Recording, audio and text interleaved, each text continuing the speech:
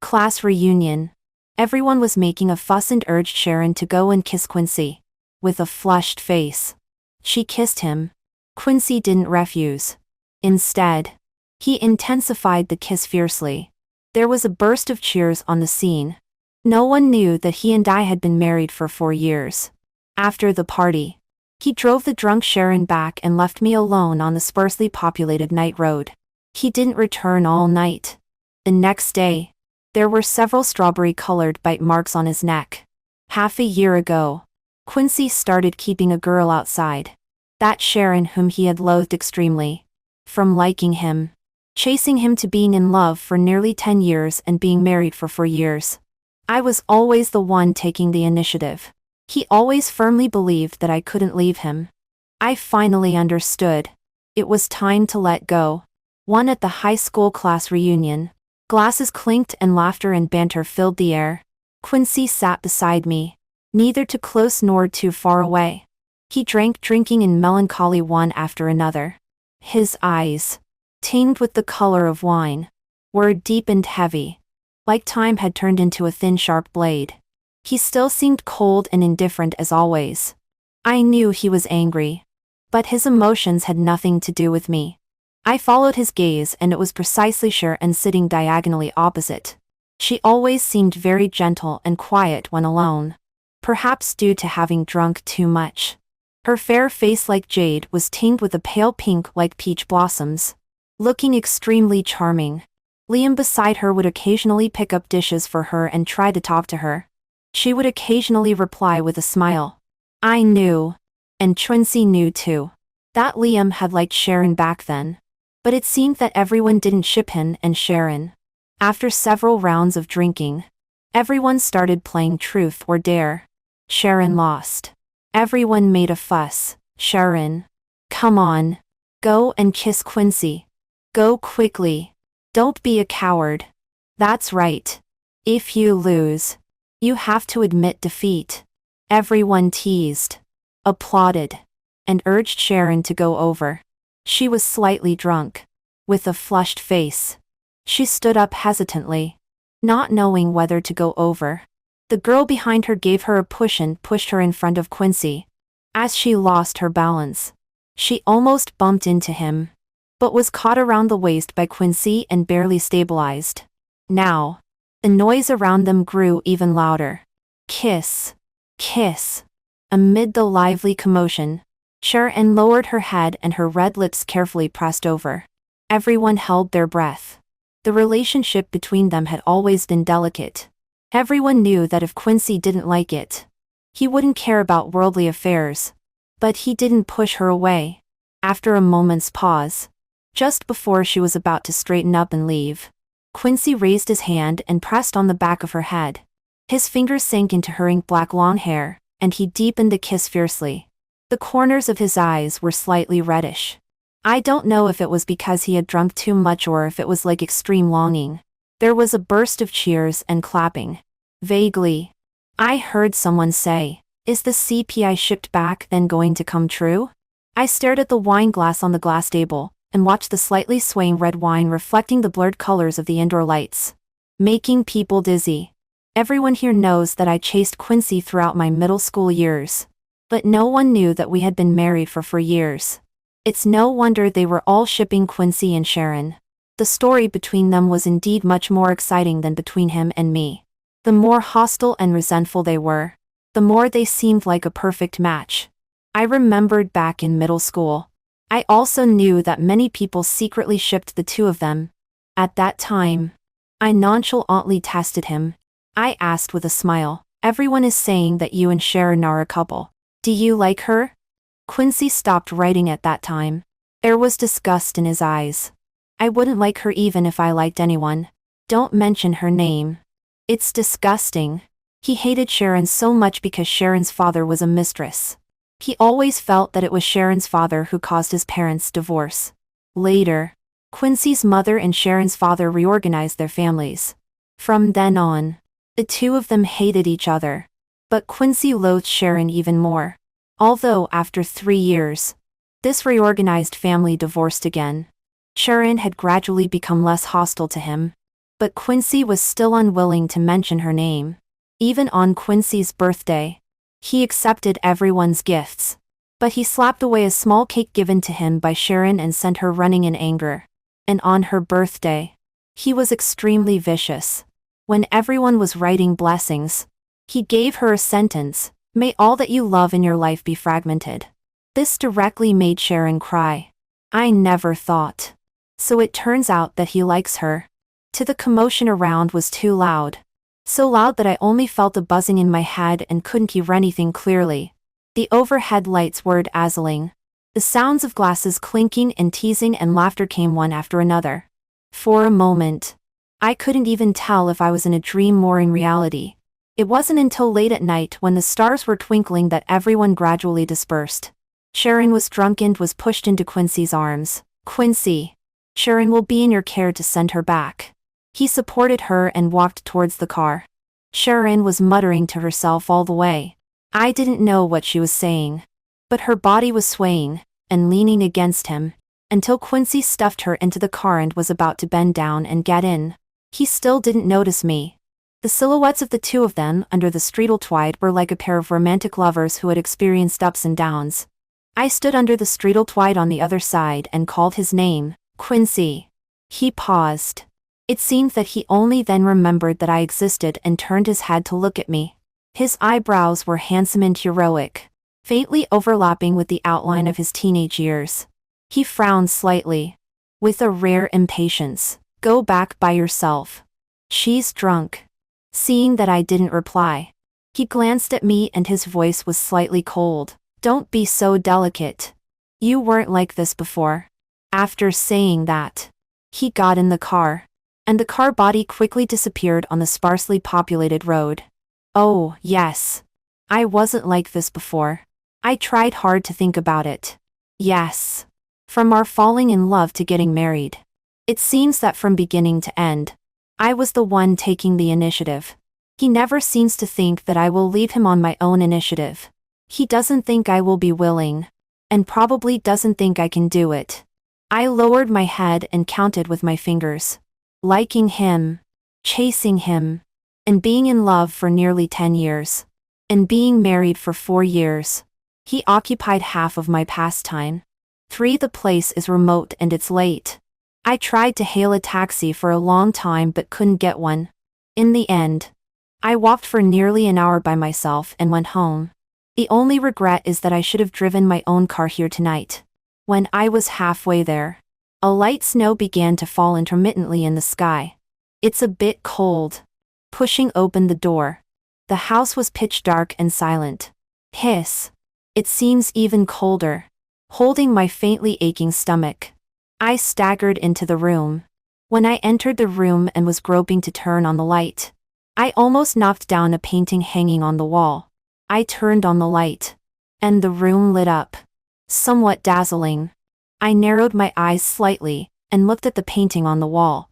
I hung it up. It is framed with a glass frame and wiped clean. In the painting is Quincy. At that time, in the first year of junior high school, he was my desk mate. While he was sleeping, I secretly drew according to his appearance and posture. In the painting, the young man's eyelashes are as long as butterfly wings, resting on the thin morning light coming in through the window, like a butterfly's dream flickering lightly. At that time, while he was asleep, I secretly touched his nose. As a result, I didn't notice that there was ink on my fingertip. Immediately, there was a little color on his nose. When I was nervously thinking about how to wipe it off, Quincy woke up. Later, when he discovered my masterpiece, he rarely got annoyed and flicked my forehead with his bent finger. Troublemaker. I covered my forehead and looked aggrieved. But the curve of my lips was domineering. For just as I was thinking about this, my phone vibrated. I opened my phone. It was a message from my best friend, Sarah Feeney. "Are you okay?" Looking up the chat records with her, there are several videos she sent me a few days ago. Since I met Quincy, I thought his personality was always so serious and unsmiling. From falling in love and being together to being married for 4 years, His emotions have always been as calm as water. Whether it's a wedding anniversary or various festival activities, he will never show too much laughter. I thought he was like this. It was not until I saw several videos sent by my best friend that I realized that he is not unsmiling and does not dislike romance. It's just that all his tenderness and smiles are given to another person. They take walks together, play together, and stay in hotels together. I was looking through the videos sent by my best friend. In those videos, I could hardly recognize that person was him. It turns out that he will also thoughtfully pick up food for others. There is also tenderness in his eyes when looking at people. He will gently touch her head and let her rest on his thigh. Including the last video. It was half a year ago. On the day Quincy officially started dating Sharon. They were under the Bohemia tree outside the middle school campus where I once confessed to him. My best friend is a school teacher. Coincidentally, she was working overtime late that night. When she went out of the school gate, she saw them and secretly hid aside and recorded it. Except for her, none of our former classmates knew that Quincy and I were married. Because we didn't hold a banquet for our marriage. He thought it was complicated and troublesome. And I have always been afraid of these cumbersome things. So we just had a meal with our two families. My best friend and Sharon have also been good friends for many years. After much hesitation, she sent me the videos a few days ago. I finally remembered what happened on that day half a year ago. During that time, Quincy's mood was visibly bad. Now that I think about it, it was probably because he heard that Sharon was going to get married. After graduation, Sharon didn't have a good life. Her family brought her a lot of burdens and troubles. Later, her parents forced her to marry a rich second generation. The other party liked her very much. But she didn't like him. On the wedding day, Sharon ran away. She ran to find Quincy. No wonder on that day. After Quincy's phone rang, he left in a hurry before even cutting my birthday cake. You eat the cake by yourself. I thought he was because there was an urgent matter at the company suddenly. It turned out that Sharon was looking for him. In the video, when Quincy met Sharon at first, his expression still seemed indifferent. Aren't you going to get married? Sharon is a person who rarely cries. That day, she was probably mentally collapsed. She pulled Quincy and cried and said a lot. I didn't go. I don't want to get married. The general idea is that she ran away from her wedding. She had a lot to say in her heart, and didn't know who to tell. The first person she thought of was him. Quincy didn't respond and didn't speak. Later, when Sharon saw that he didn't speak, she turned around and left. Then I'll go and get married again. Quincy's expression changed. How dare you? He took a few steps forward, hugged her from behind, pressed her under the Bohemia tree, and kissed her. Later, he said, 50,000 yuan a month. I'll support you.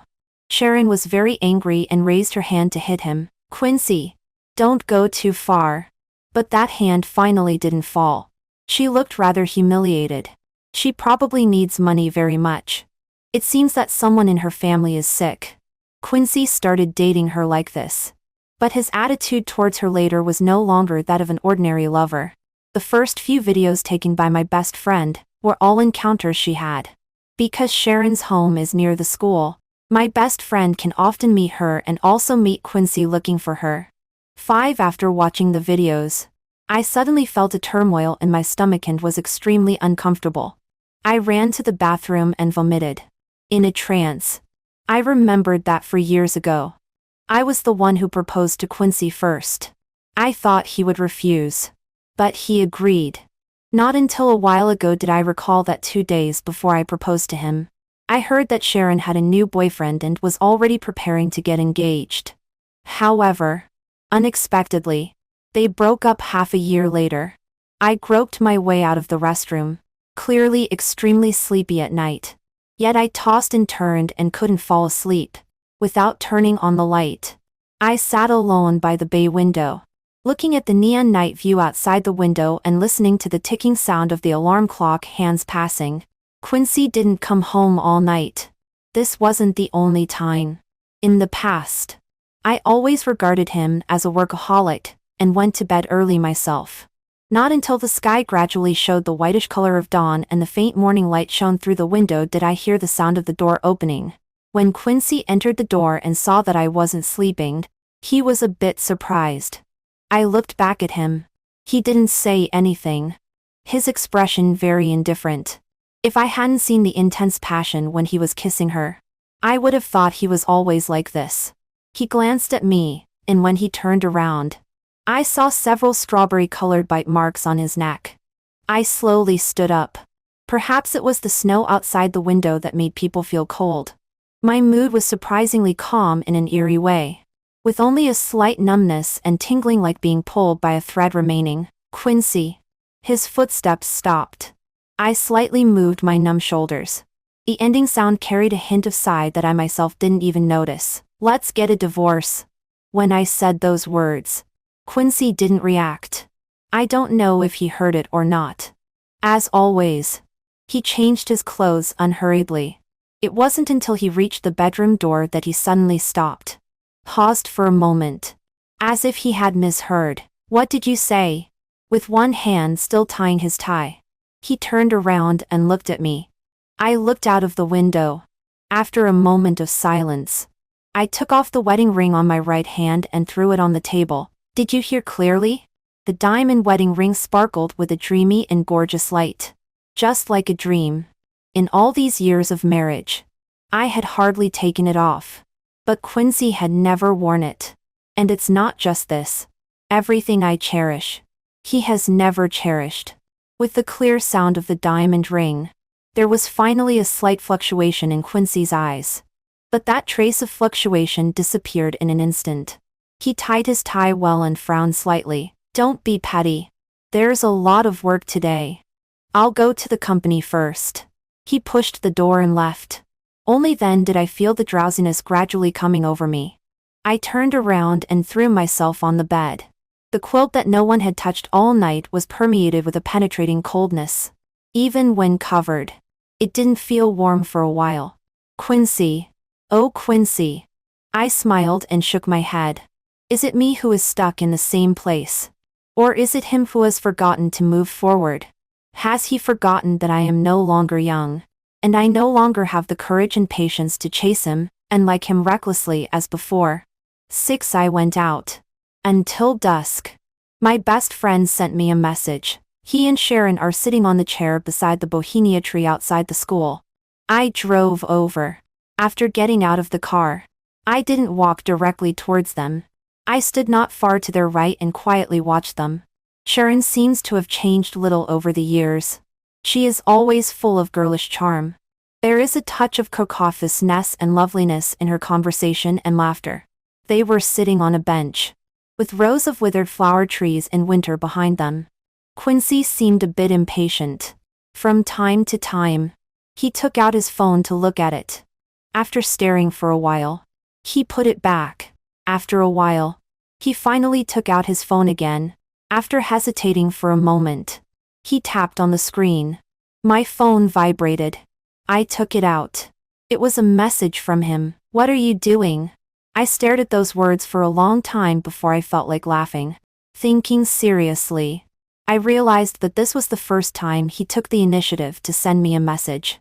In every day before, almost every time I found time to send him messages from time to time, often after I shared many interesting things, I only got a perfunctory from him. I was used to thinking that this was his character.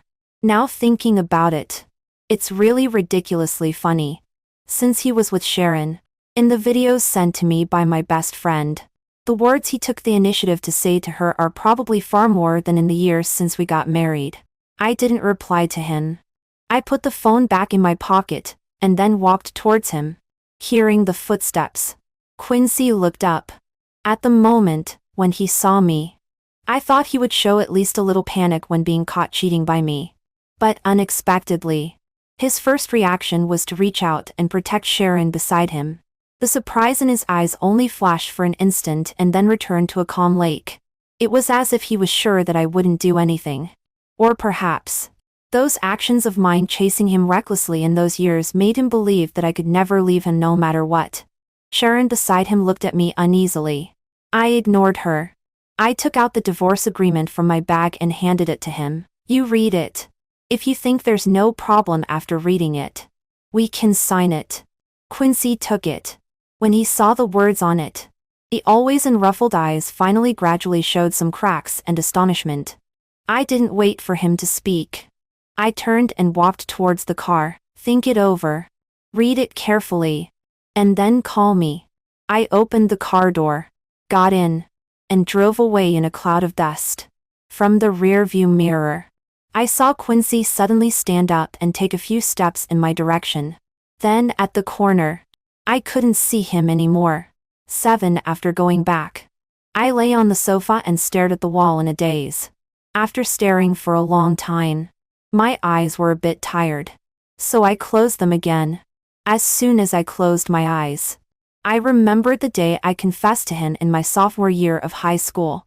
At that time, a group of my good friends surrounded me, making a fuss and joining in the fun. I was so nervous that I could see no one clearly except him. My best friend was grinning and recording the video of my confession, and all I heard was him say just one word. Okay. Until recently, I found that long ago video again. In the crowd of onlookers, I saw Sharon's figure. Before Quincy agreed to me, he looked up in her direction. When he uttered that word, Sharon lowered her eyelids and turned to leave.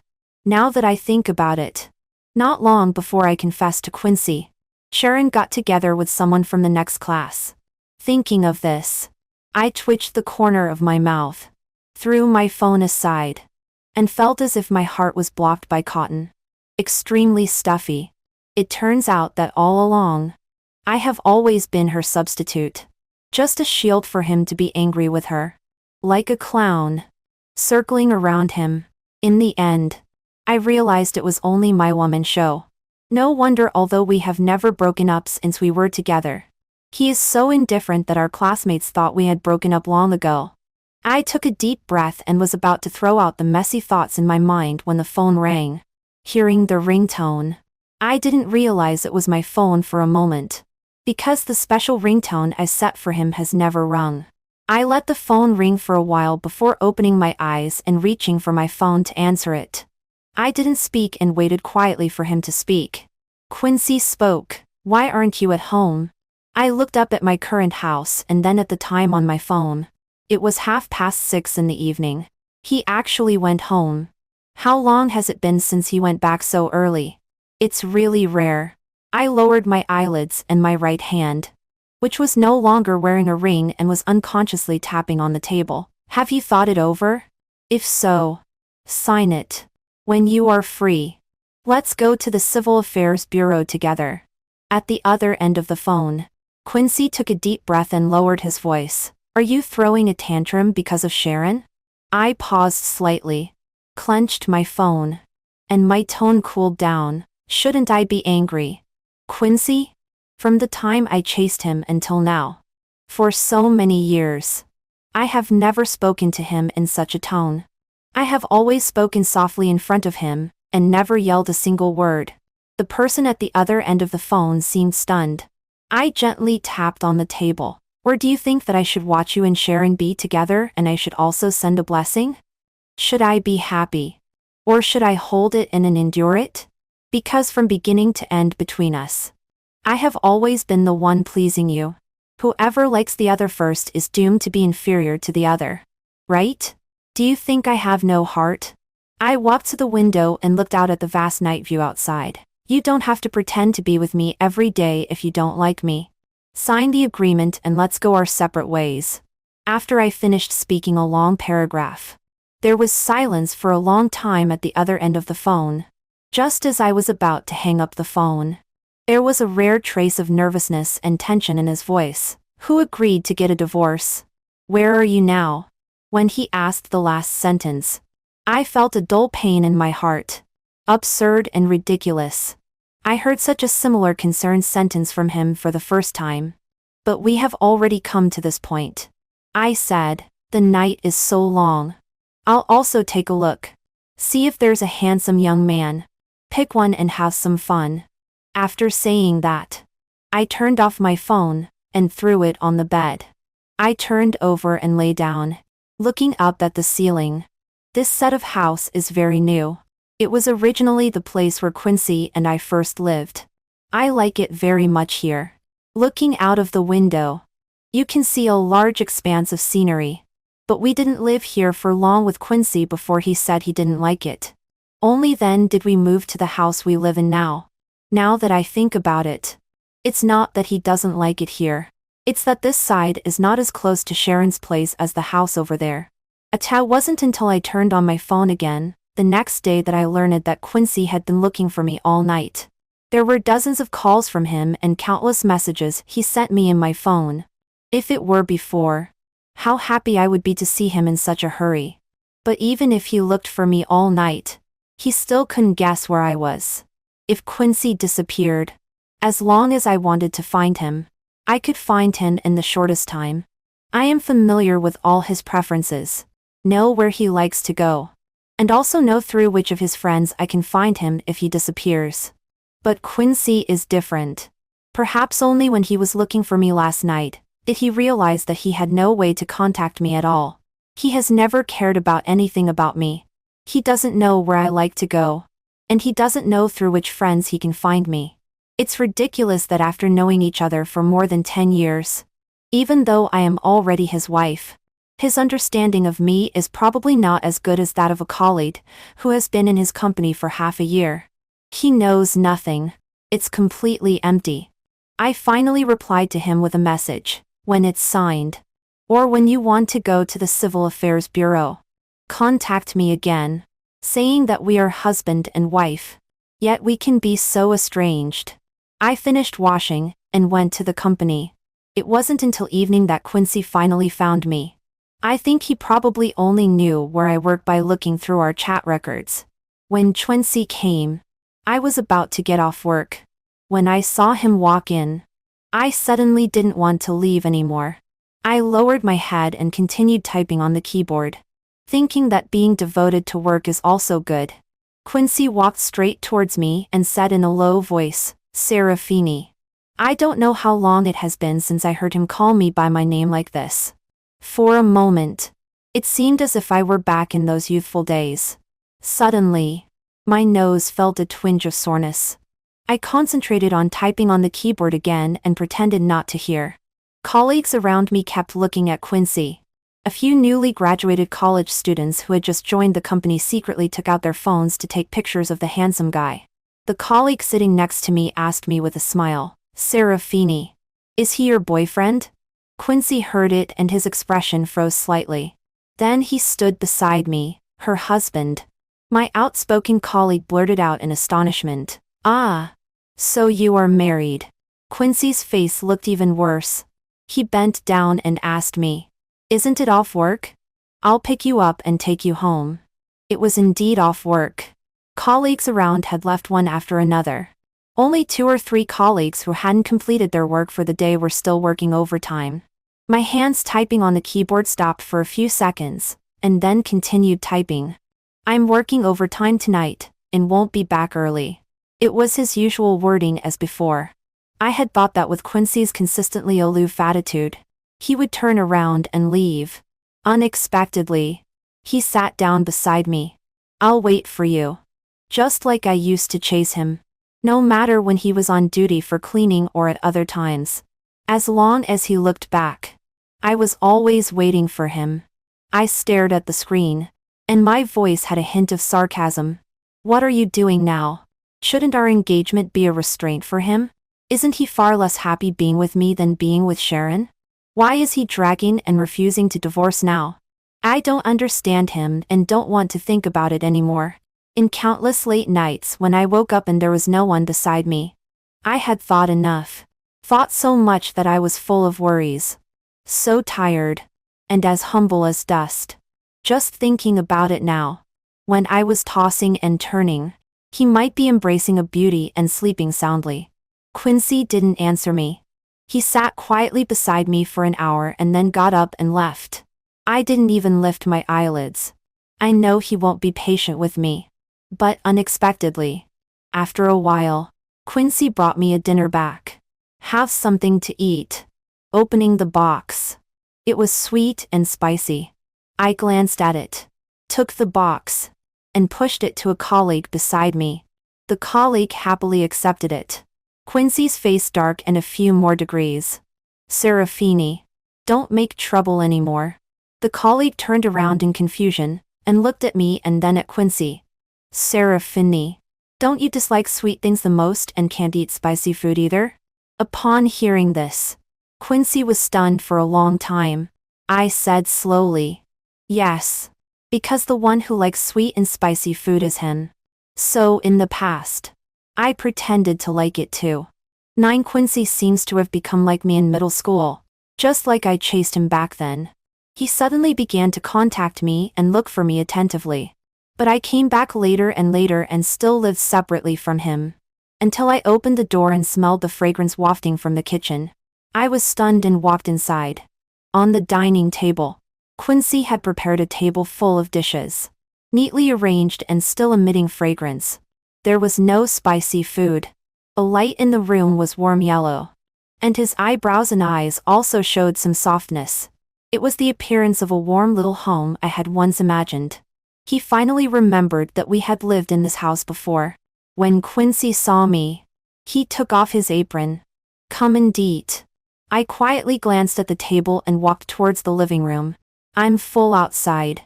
Quincy's spoon for serving rice paused. I didn't have any extra energy to care about his every move and ponder his every thought like before. I went to tidy up my room and took out a bookshelf and read it by myself for a while. Quincy didn't make any other sounds either. Slowly, I almost forgot that there was another person in the room. When I finished taking a bath, and walked into the room, took off my shoes, and lay down on the bed with sleepy eyelids, I suddenly realized that there was someone beside me. I immediately opened my eyes and for a moment only felt extremely strange. Never before had Quincy lain down earlier than me, not knowing if I was already used to sleeping with no one beside me. When Quincy hugged me from behind, I only felt as stiff as a stone. His warm breath fell on my ear, and his voice was deep, like mellow liquor gradually bewitching. Let's discuss Sharon's matter again. A sentence woke me up like cold water being poured on me. It turns out that even at this moment, he still can't let go of her in his heart. Discuss? Discuss what? I pried his hand off bit by bit. There's no need to discuss anymore. I began to become like Quincy in the past. I came home very late, or would rather spend the night at my best friend's house and didn't want to see him. He began to come home early frequently. Just like I used to chase him. He became more and more concerned about every bit of me.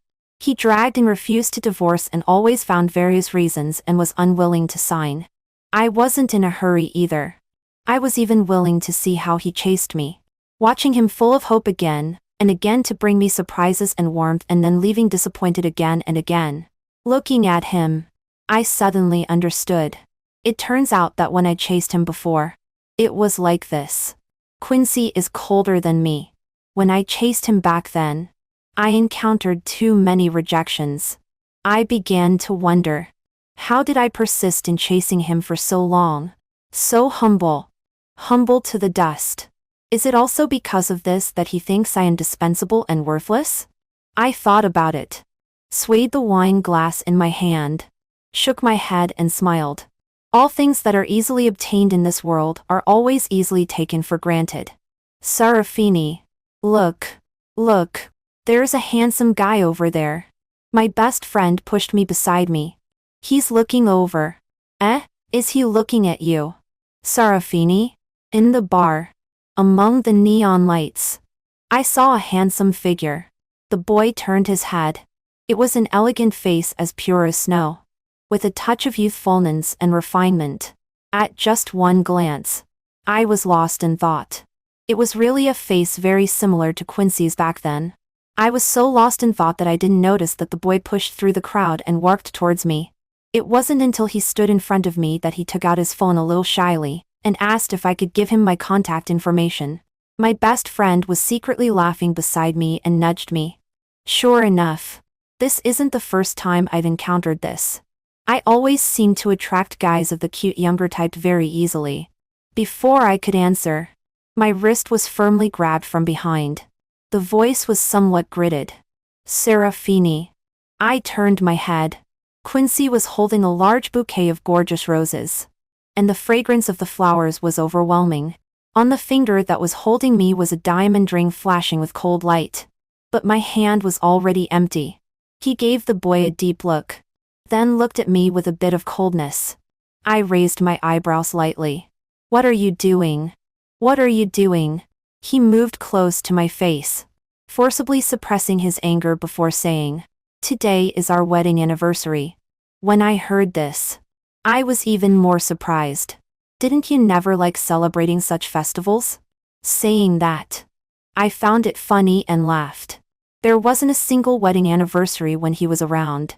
Either he was busy with work or had other reasons not to be there. Quincy froze. After a moment, he silently stuffed the large bouquet of roses into my hand. Let's go home. Go home. I looked down at the large bouquet of roses still stained with water droplets, and then threw it into the nearby trash can. Quincy didn't have time to stop me. He just turned to look at me, his eyes inscrutable. My best friend came over from the side and took the opportunity to add a sentence. Serafini is allergic to pollen. Don't you know? I broke free from his hand and didn't look at his eyes that were instantly shocked and then dimmed. 11. I didn't force Quincy to sign every day. Nor did I make a fuss every day. But after Quincy chased me for half a year, he finally gave up in despair and agreed to sign. I know that looking at people's cold glances every day and seeing one's own passion being extinguished again and again, even if it's just small things one after another, will eventually become the straws that break the camel's back. The more I look at him, the more I see myself in the past. When I was young in the prime of my youth, I really had patience and desperate vitality, and indomitable courage. If it were me now, I'm afraid I couldn't even hold on for half a year. On the day we signed the divorce agreement, Quincy and I signed it at home. My mood was even calmer than expected. Just like countless turbulent waves had passed, leaving a silent and cold sea surface. Quincy had drunk a lot of alcohol, and was full of the smell of alcohol. I know he has always been not fond of drinking. I walked into the room and saw the photo frames hanging on the wall again. There were two. One was a painting I did of Quincy. The other one was our high school graduation photo, which Quincy hung up. In the past, I thought that Quincy hung this photo because when the graduation photo was taken, I was standing right in the row below him in front. But when I looked carefully now, at that time, Quincy, the direction his eyes were looking at, the person standing there was clearly Sharon. If I weren't in between their story, it would probably be a beautiful story of two-way secret love rushing towards each other. I shifted my gaze and looked at the painting I did hanging next to it. I reached out to take it down, but just as I touched it, the photo frame, because it wasn't hung firmly, fell down by itself. When it was falling, my finger moved and I wanted to catch it. But in the end I withdrew my hand. Suddenly, a hand reached out from behind me, attempting to catch it.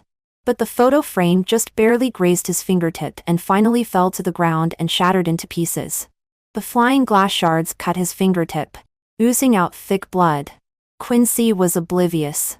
He bent down and wanted to pick up the fragmented photo frame and the torn painting. Why didn't you catch it? His voice was a bit hoarse. Didn't you paint me? So he knew. I thought he didn't know. It had been hanging in the room for so many years. Every time he walked by without looking sideways and never asked a single question. The glass shards cut his fingers piece by piece, gradually staining the ground red. I grabbed his hand. Don't pick it up anymore. Broken things are broken. Even if you piece them back together, they won't be the same as before. Does it hurt? Does it hurt to see him so scarred now?